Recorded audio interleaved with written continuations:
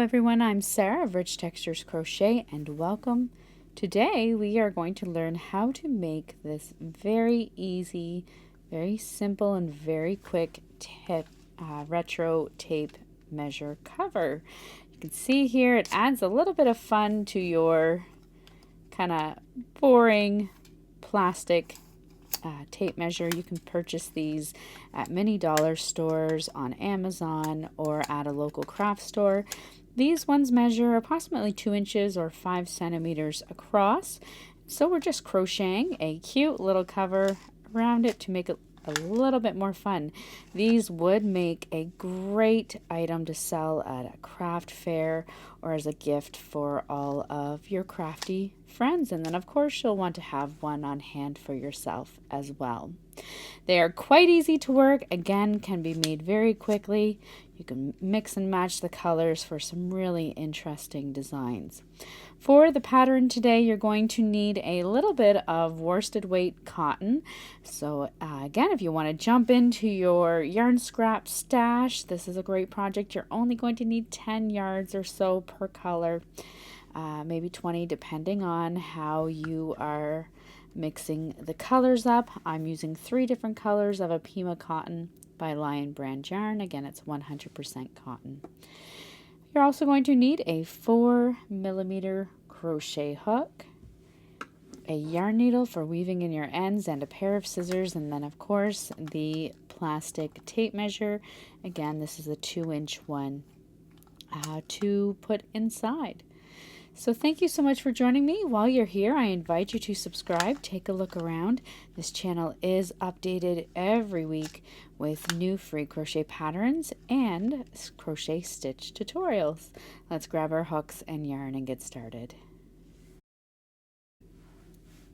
Our pattern today is worked in rounds, and we're going to start on the front side, starting here at the center and work our way out. Again, this is a great way to use up some teeny tiny scraps that you may have on hand. You're going to start by making a slip knot and then by chaining 2. Next, for round 1, into the second chain from your hook, you're going to work 6 single crochet stitches.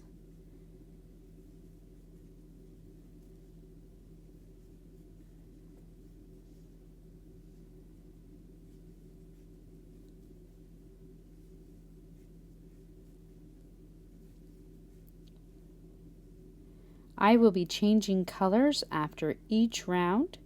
So at the end of round 1, you're going to join with a slip stitch into that first stitch and then fasten off.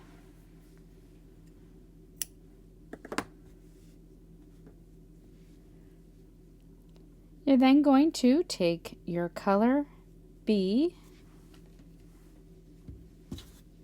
and then join it with a slip knot into that first stitch and chain 1. For round 2, you're then going to work 2 single crochet stitches into each stitch all the way around.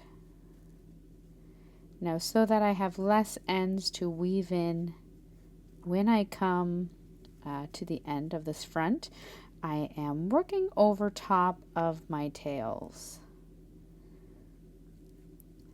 Because this fabric doesn't go through a lot of stress, I'm not worrying about knotting it or anything. I'm just working right over top of them.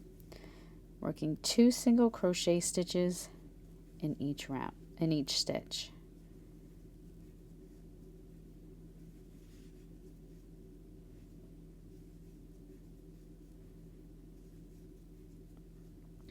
At the end of this round, you're going to have a total of 12 stitches.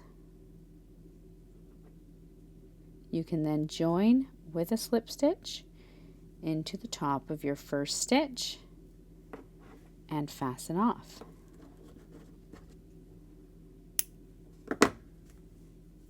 I'm going to go ahead and trim my ends here as well.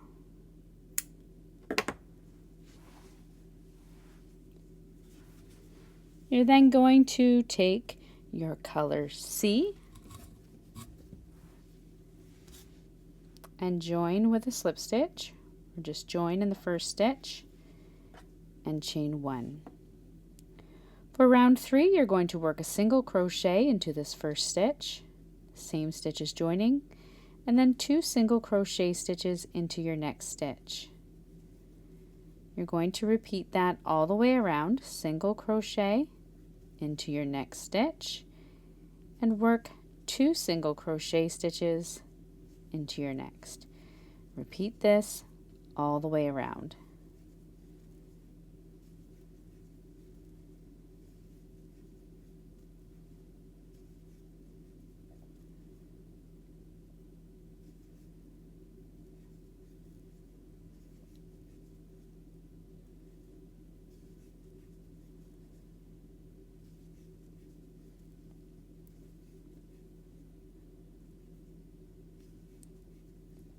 You will end with 2 single crochet stitches into your final stitch,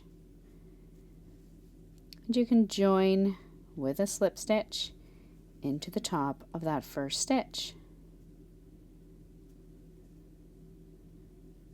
Go ahead and fasten off that color C.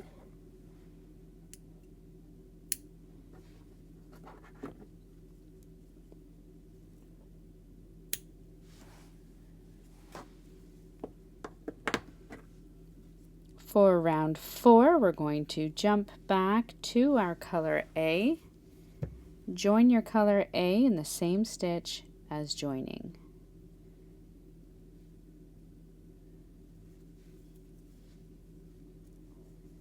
For round 4, you're then going to single crochet into the same stitch as joining.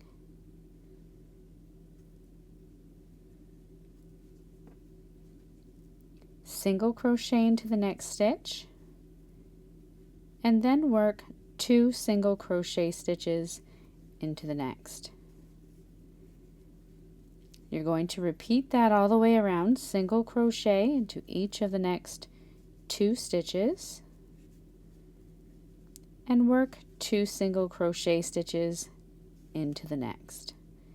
All the way around until you come to the first stitch, where you can join with a slip stitch into the top of that first stitch, fasten off, and at the end of this round you'll have a total of 24 stitches.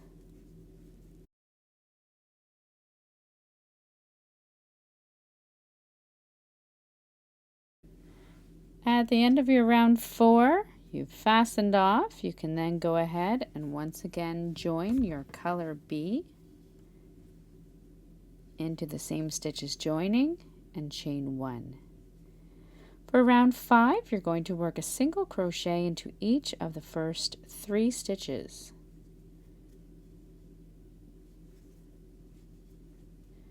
You're then going to work 2 single crochet into the next stitch. Repeat that, 1 single crochet into each of the next 3 stitches, and 2 single crochets into your next stitch.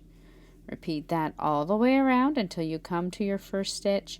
Join with a slip stitch into the top of your first stitch and fasten off.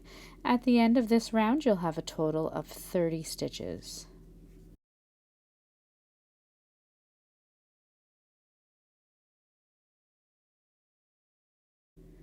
At the end of round 5, you've fastened off. For round 6, you're going to join your color C into the same stitch as joining and chain 1. Now for round 6, you're going to single crochet into each of the first 4 stitches.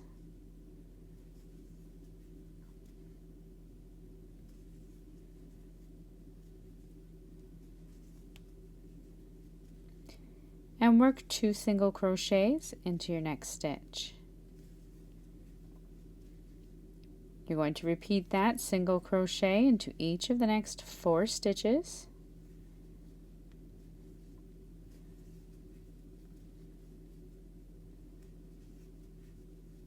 And work 2 single crochet stitches into your next stitch. Repeat that all the way around until you come to your first stitch. Join with a slip stitch into the top of your first stitch, and at the end of this round you'll have a total of 36 stitches. Once you are done round 6, you can fasten off, go ahead and weave in any ends, and then the front of your tape measure is complete. So you can then set that one aside. You're then going to pick up any color. I used my color C.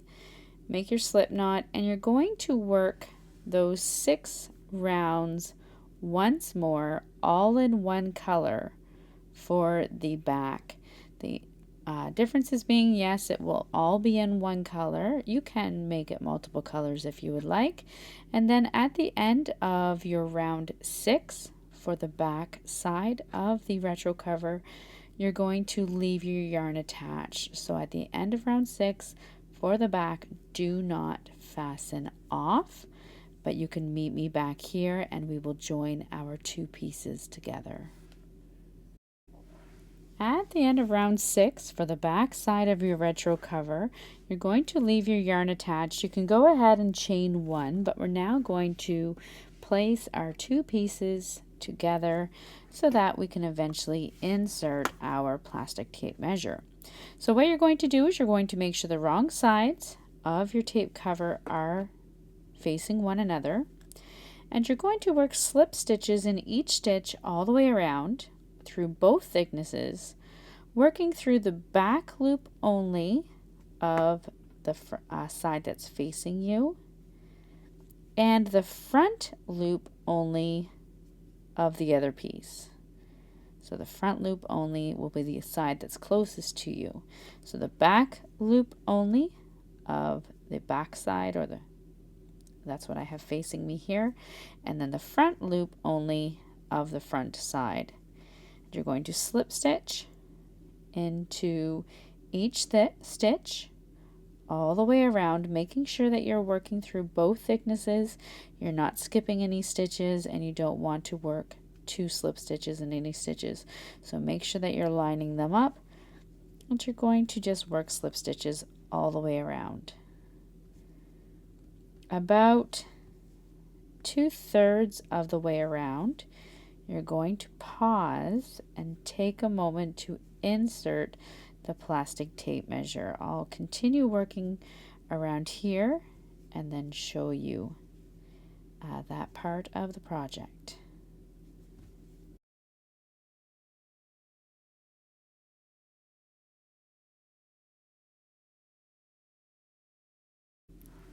Now I've come about 2/3 of the way around my little measuring tape cozy. At this time, I'm going to insert my tape cozy, and I'm putting the button so that it's up top here on my front side. You're just going to insert it into the tape cozy, and you want to move it so that the measuring tape will extend from the space closest to where you began your slip stitches. So you're just going to insert it there. You're then going to continue working your slip stitches, and it is a little bit more trickier at this time, all the way around. Now, because you have the tape measure inside, you do want to make sure that you're pulling those slip stitches tight. Now, you may find that you have a smaller or larger tape measure. In that case, you can either take out rounds from the front and back sides, or you can add them, just continuing on with the pattern increases. These ones again are about 2 inches across. So all the way around, you may want to pull out your tape measure just a little bit. And you want to continue until you have 1 stitch remaining.